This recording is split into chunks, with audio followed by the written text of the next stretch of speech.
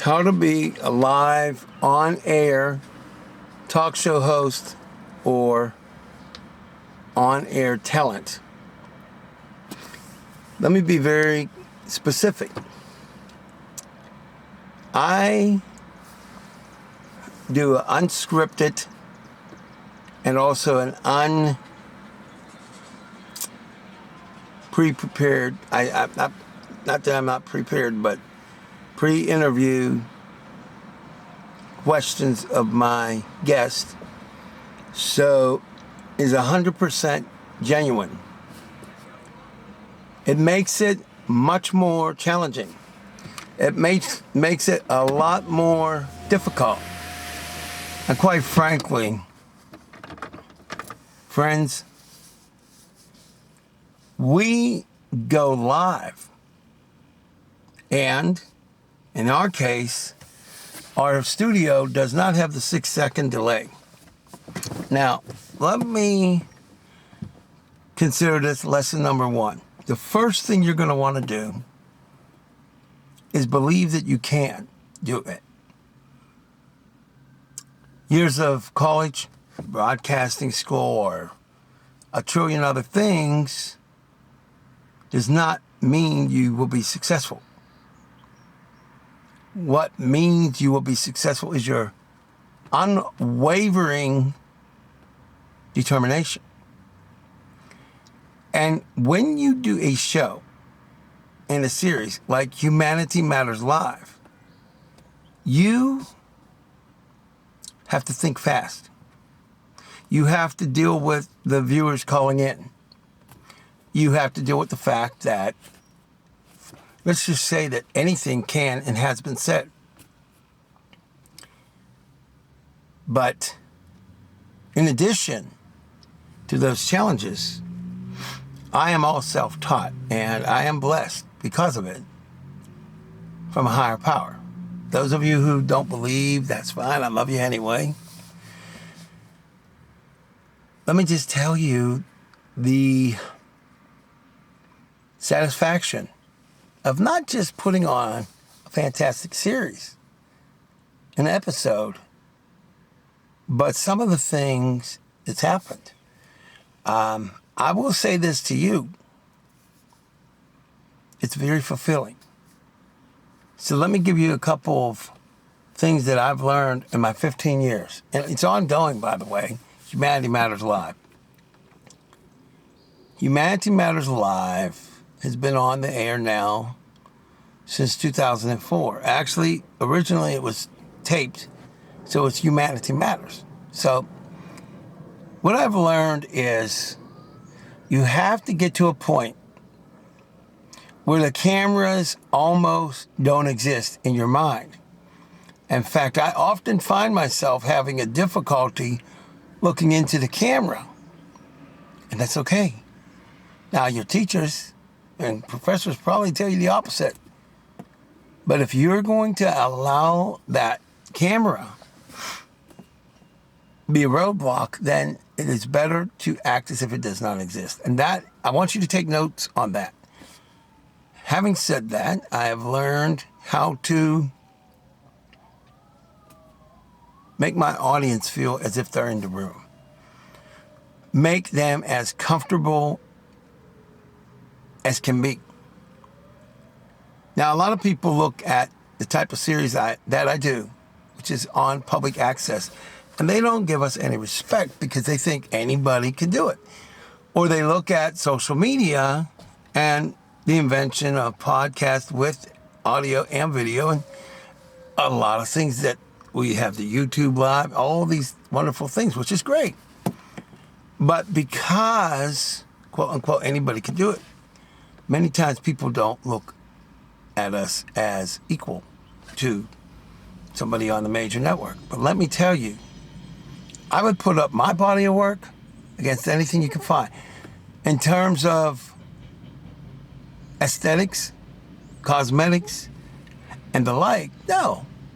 There's no chance that I can match that or that my fellow producers can. However, we are forced to rely on content.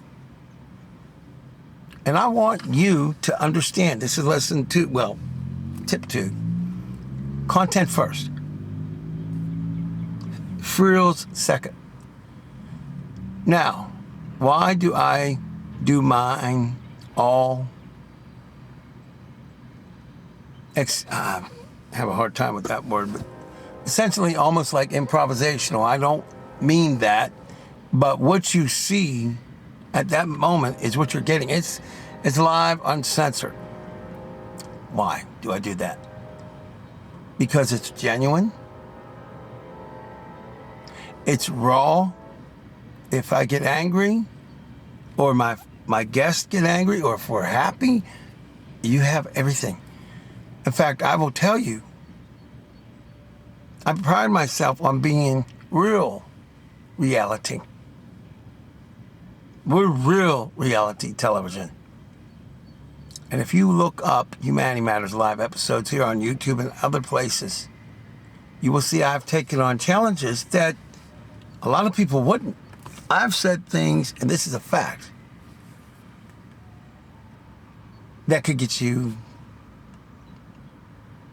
personal danger and political, and I've had death threats. I don't want you to do any of that. I'm the exception in the sense that I think a lot about some of our past leaders and what they were willing to do. But let me say this. When you are doing your live TV series, whether it's whatever it is, be genuine. Now, I have had the honor of having guests that would not otherwise be on TV, or they would be exploited.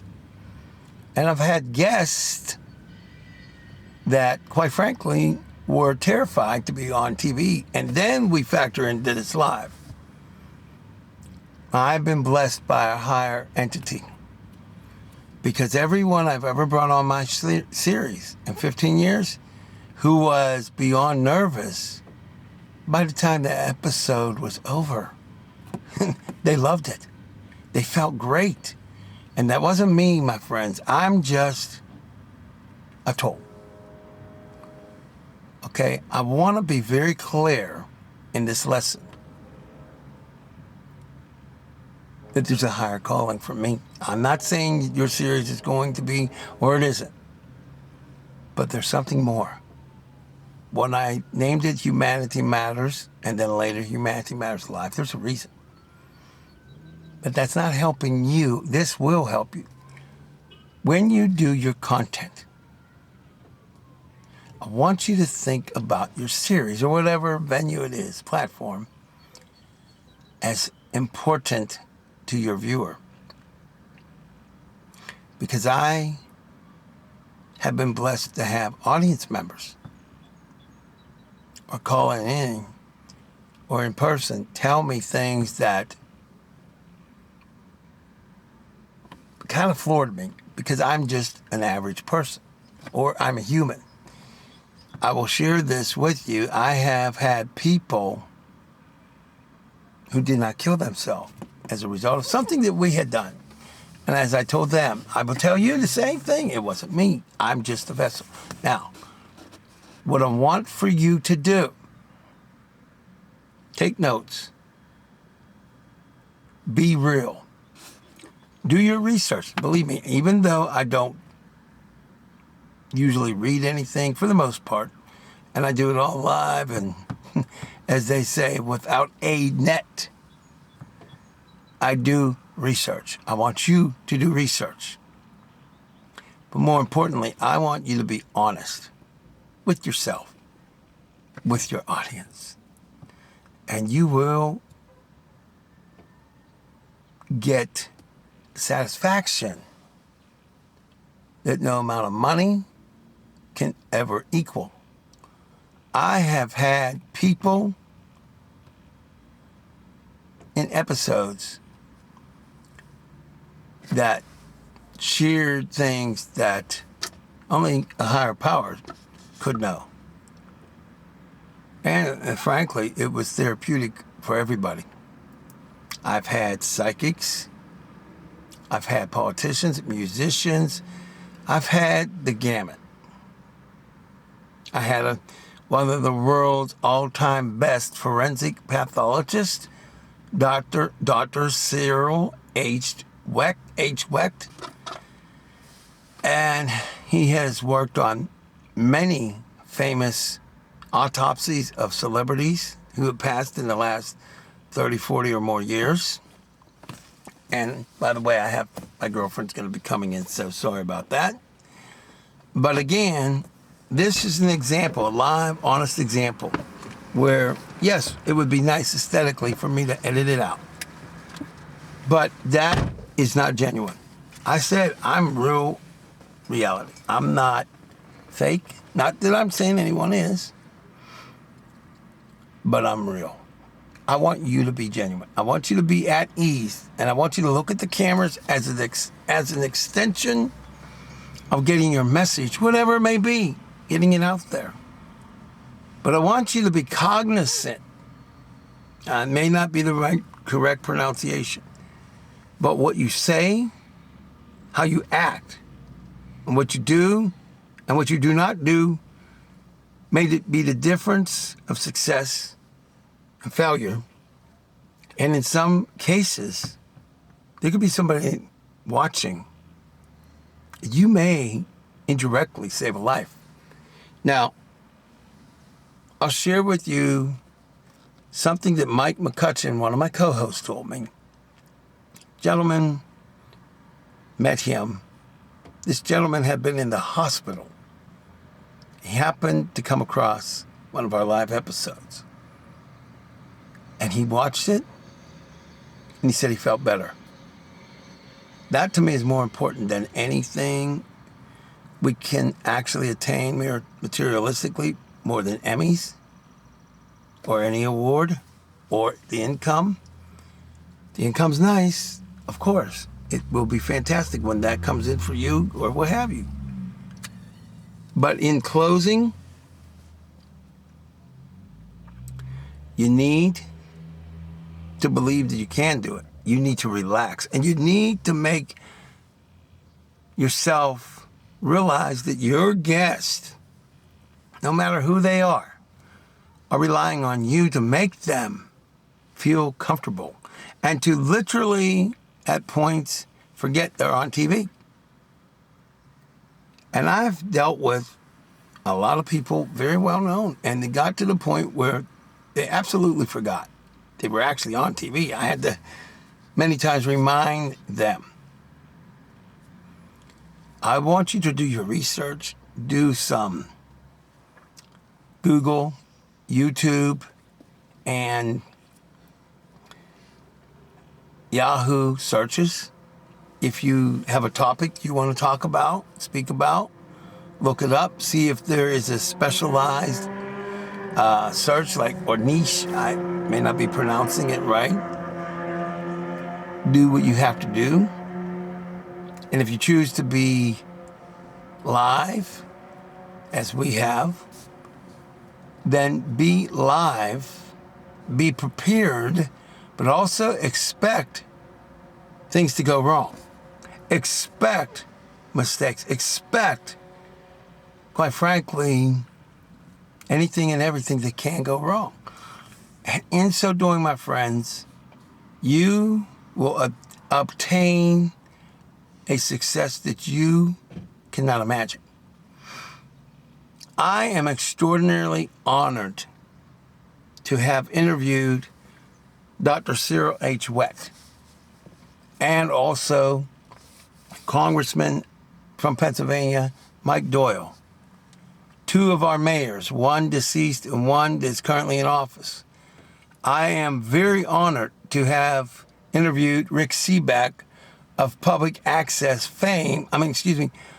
television fame that has even gone nationwide.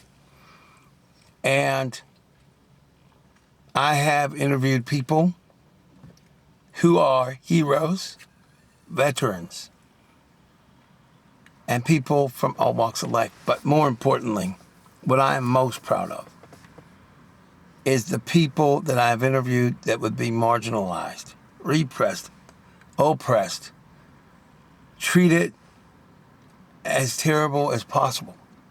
And when they appear on our series, and hopefully on your series, they don't only become human, but your audiences across the board, whichever way format you may have, platform, make it so that instead of exploiting and exploitative, I guess is the best way to put it, series that we all know exist, do the opposite. Bring people up. If you have somebody who is morbidly obese, get to the point where the audience may physically still see it, but they forget. You have that skill. I believe in you. But you know, what's more important is you must believe in you. Now, this is going to be most likely a series. I want to cover, what do you actually do when things go wrong? How do you recover, especially if you're live? And what if you're live without any 6-second or 5-second delay? What do you do? Is it easy? Or is it hard? And how did I overcome it? I want to share this with you. At the time I started, there was no training. Zero. You basically became a member of the station or studio, did orientation, and you could start a show. Could be taped or it could be live. You had to apply for that. But the point is, no training. Now, it's kind of like going into the deep end of a swimming pool, the deep end. And let me tell you something. All of you will experience that. If you're in the media, you will experience that at some point, whether you are aware of it. You can be on tape delay, or you could be on, frankly, tape. You can be taped, or whatever we call it now, digitized. Stuff will go wrong. But here's the thing. You, ma'am, you, sir, I know you will achieve it. So consider this lesson 1. I'll leave you with this. The things that I have been able to achieve. And my co-host Annette Mendel and my co-host Mike McCutcheon and former co-host, living and now deceased. The impact we've had is a lot more important than the toll called money. We need the toll, but this supersedes it. And I know that you young men and women and older, you have value. I don't know what you want to do, but I know that you need to do it. I know it may seem insignificant, but it is not. You may be afraid. Be not afraid. And if you need a friend, you have access to me and my text. I only ask that you do not make it unknown, private, or blocked. And what it is this number, 412-559-2731.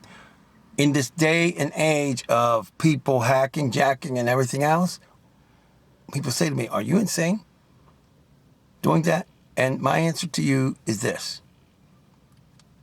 What is right will always be right. What is wrong shall always be wrong. And I think about the late Martin Luther King. One of the things he said was, when there is injustice anywhere, there is injustice everywhere. Those words mean something. So let me leave you with this for lesson 1. I don't care what your challenges are. you, ma'am, you, sir, are immensely important to humanity and hopefully to these industries. But you must make that decision. Spiritually, I love each and every one of you. Long-winded, doesn't matter. I love you, and you need to know you have this in the bag. So don't be afraid to walk into that station or whatever. And don't be denied. And don't let them disrespect you. My name is Albert J. Torcaso. And you, yeah, you really do matter.